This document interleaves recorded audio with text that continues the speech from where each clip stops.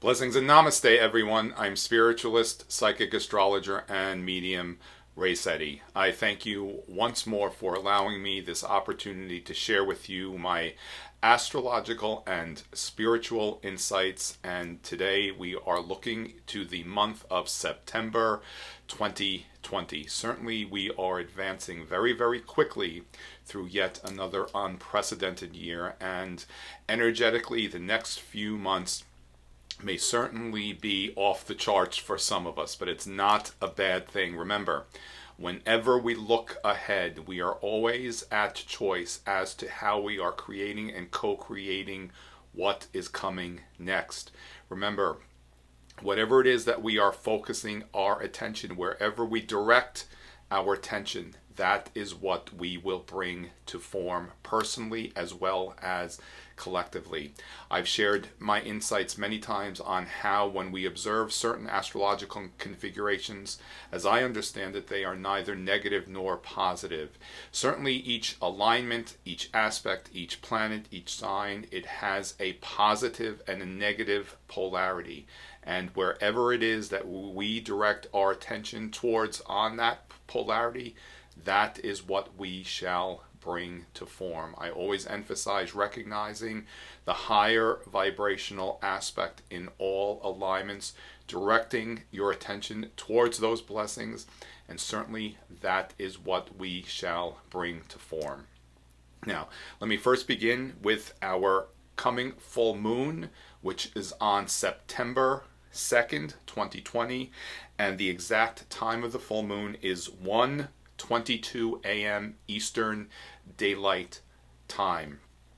All times that I share will be Eastern Daylight Time. Now, we just had our eclipse season in June and July, and we're already preparing for our next eclipse season, which will be at the end of November and in December. And this full moon is preparing us for the next eclipse season. About 3 months before the eclipse season, we are offered opportunities to prepare for what's coming next. Also, when there is a trigger point of an eclipse, that is an opportunity to reflect on the last eclipse season, what came to form, what we set in motion, so that we can prepare for the next eclipse season. Now, our full moon on September 2nd, the moon is in the sign of Pisces, and alongside the moon, we have the planet Neptune, and both of those elements, they're in Pisces, and they're also at the most elevated, the highest point of the chart.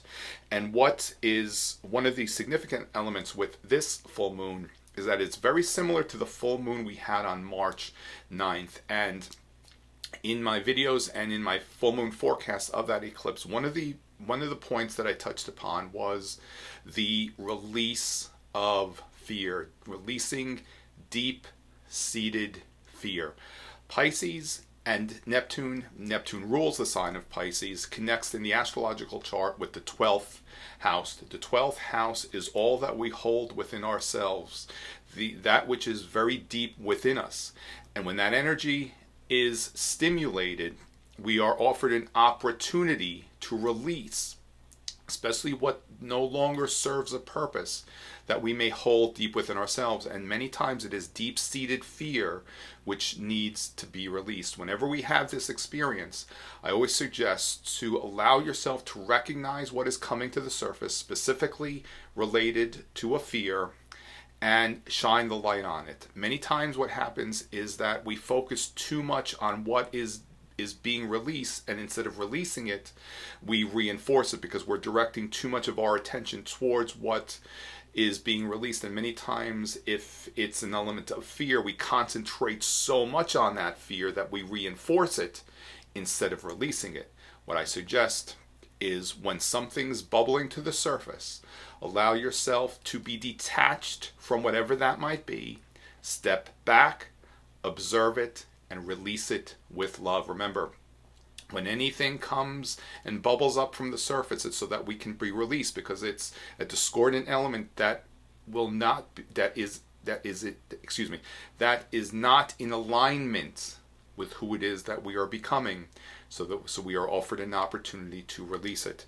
Through this experience, and we certainly, once again, as we did in March, observe the opportunity on a grand scale to release fear, deep-seated fear that is existing in the collective consciousness of the masses. Once again, it's to prepare us for something greater. Humanity collectively is at the threshold, at the cusp of crossing to a time of a great awakening. We are in the time of a greater awakening. We are being prepared to really enjoy a golden age. And that is what I suggest that where we direct our attention to really imagining, and I've said this many times, imagine what your ideal life would look like. See that picture in your mind every day, set that energy in motion, and co-create that experience for yourself with the universe. Let me go back to what I was saying. As always, I seem to digress. Neptune, Pisces, the moon, the release of fear. Also, when Neptune is present, you see, Neptune connects us with the spirit realm. It represents the spirit realm, the psychic faculties. Neptune represents great imagination. Neptune is what is referred to as the higher octave of Venus. Venus is the element of art, beauty, music, the artist. Neptune is the element that connects us with levels of artistry that was demonstrated during the Renaissance. So we want to direct our attention towards the high vibrational aspects of this Neptune Pisces placement.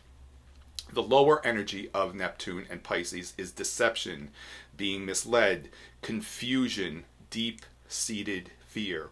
Whenever we have a strong Neptune placement element in any chart, whether it's a full moon chart or in our own personal charts, we strongly suggest to go within, because that's where we will discover the answers. Neptune, as I said, it connects with the spirit realm, the unconsciousness, the subconsciousness, so that when we go within, that's where we receive the clarity. Neptune can create confusion, and it also brings abundant clarity. Sometimes we have to work through the fog and go within and not pay attention to what's going on in the outside world. The outside world, the lower third dimension, that's what brings and creates confusion. The higher dimensional realms, the fifth dimension, that's where the clarity is given to us. Also, full moons are a time to release that which doesn't serve a purpose. And since we are since we have the presence of Neptune, Pisces, the spirit realm, it's an auspicious opportunity to release discordant psychic energy and debris. I've offered many reading suggestions over the years which share with us effective, powerful tools that we can employ for ourselves to clear our energy field. Remember, whenever we work with Pisces, the spirit realm, we need to be clear in our being, our etheric being, and anchored and grounded with the energy of the earth. That's what facilitates that demonstration, is what facilitates the process of receiving clarity.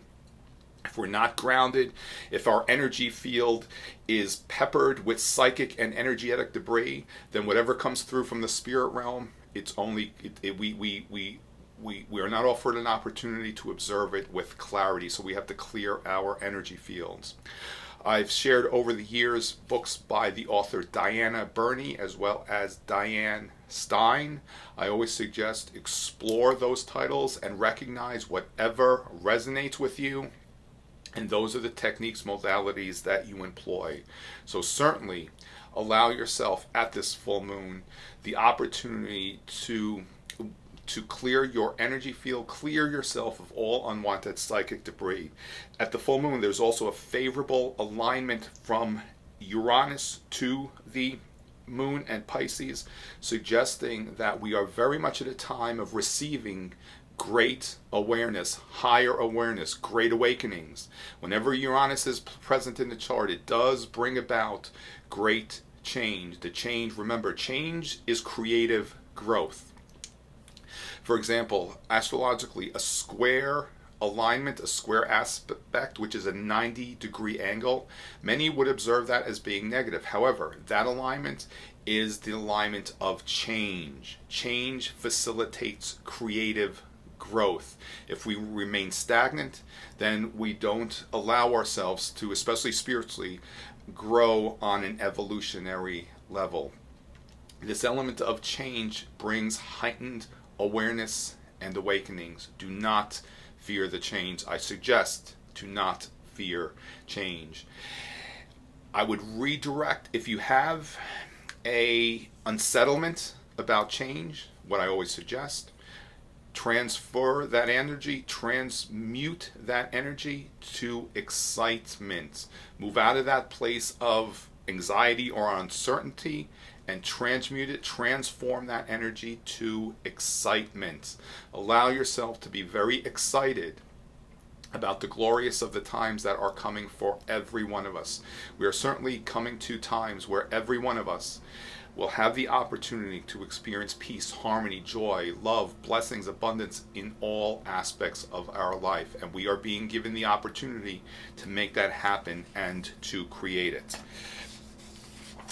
Also, we have coming up our next new moon, but first, as always, I suggest recognizing that before the new moon, we have the balsamic moon, which is the phase of the moon that prepares us, or rather provides us with the opportunity to adequately prepare for the coming lunar cycle.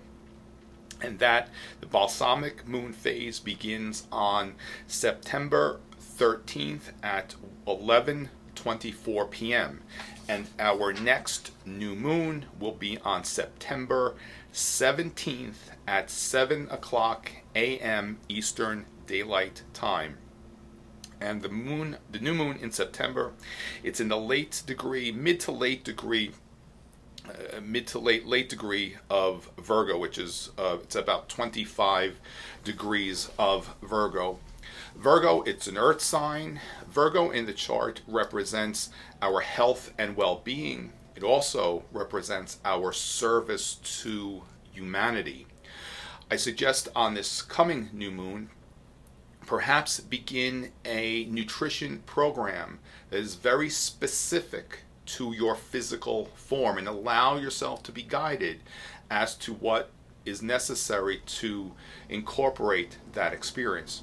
Also, every one of us has the opportunity to be in great service to humanity, and it really doesn't matter what that might be. So if you're not clear as to what that might be for you personally, I suggest on the balsamic moon phase, begin the process of allowing yourself to receive the clarity of whatever that might be regarding a service to humanity, and then you set that energy in motion, you set that intention in motion at the new moon.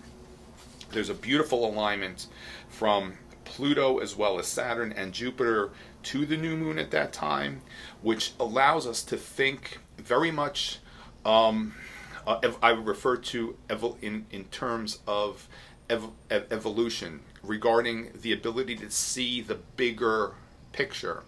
So this new moon very much is offering us an opportunity to recognize how every one of us are instrumental components of the big picture, and how we are all serving a greater purpose for the all of humanity. Remember, it doesn't matter what that is.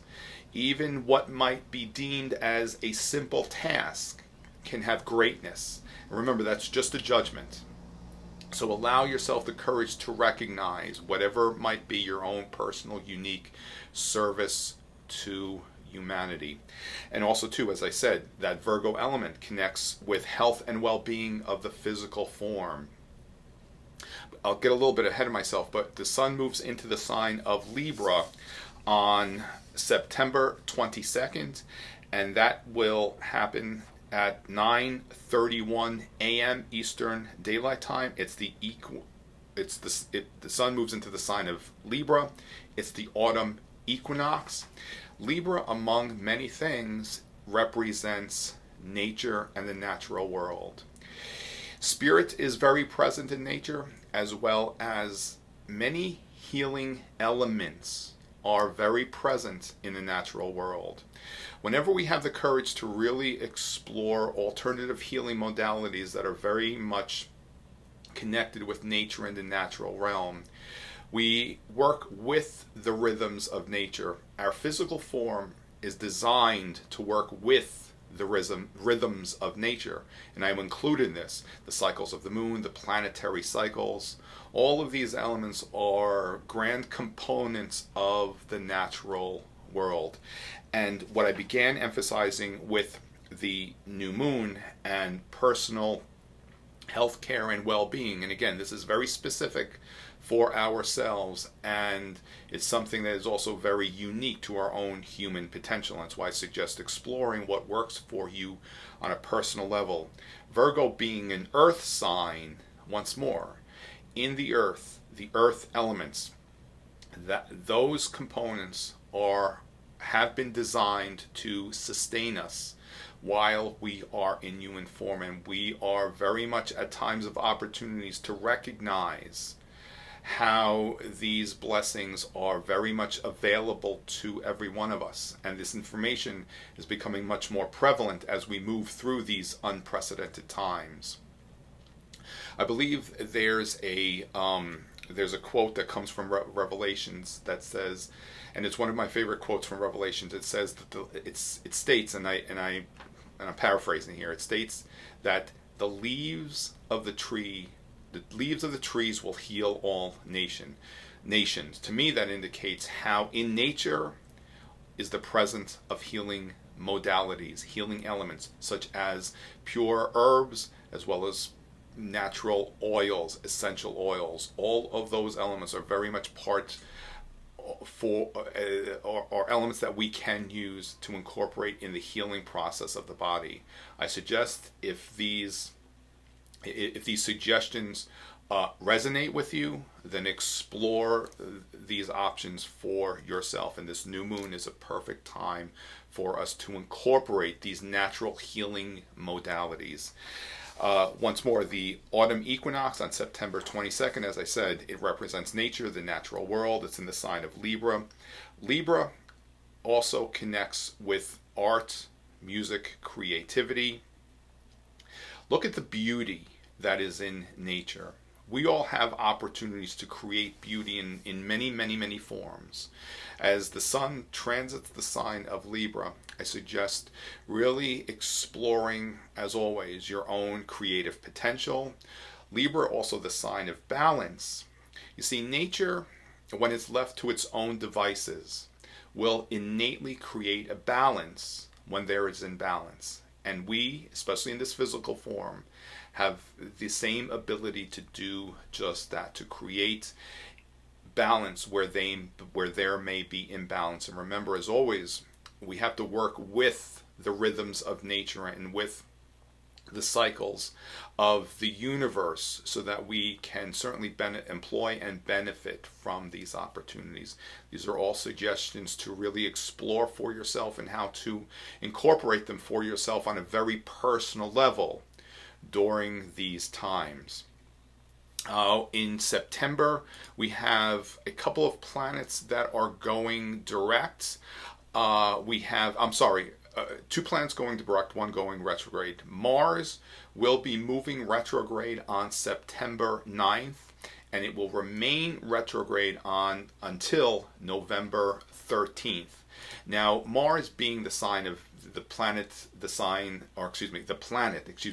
which rules the sign of Aries, Mars is energy. So when Mars moves retrograde, it's an auspicious opportunity to recharge the battery. And also, too, it is in the sign of Aries. Aries is the initiator of the zodiac. It's a sign of the entrepreneur. It also represents the philanthropist. I can't speak today. Excuse me, philanthropist.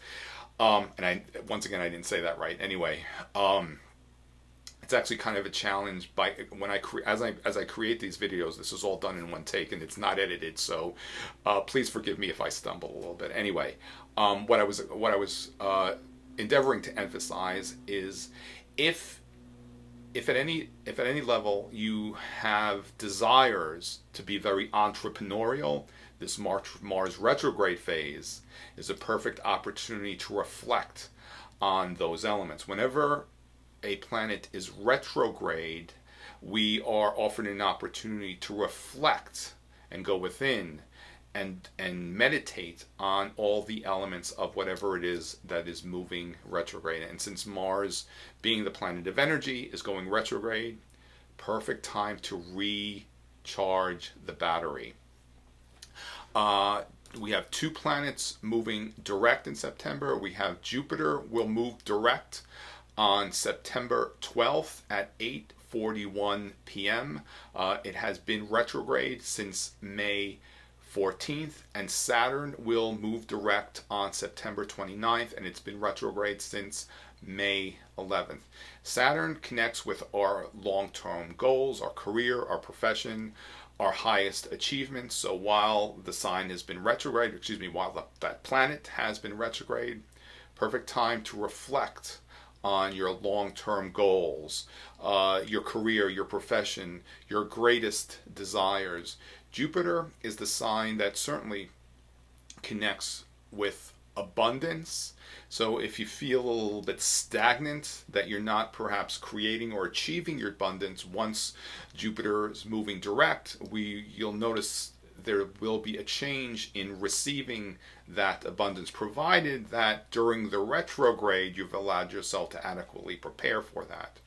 Also, Jupiter connects with our beliefs, our belief system, philosophies. It's a sign of the teacher.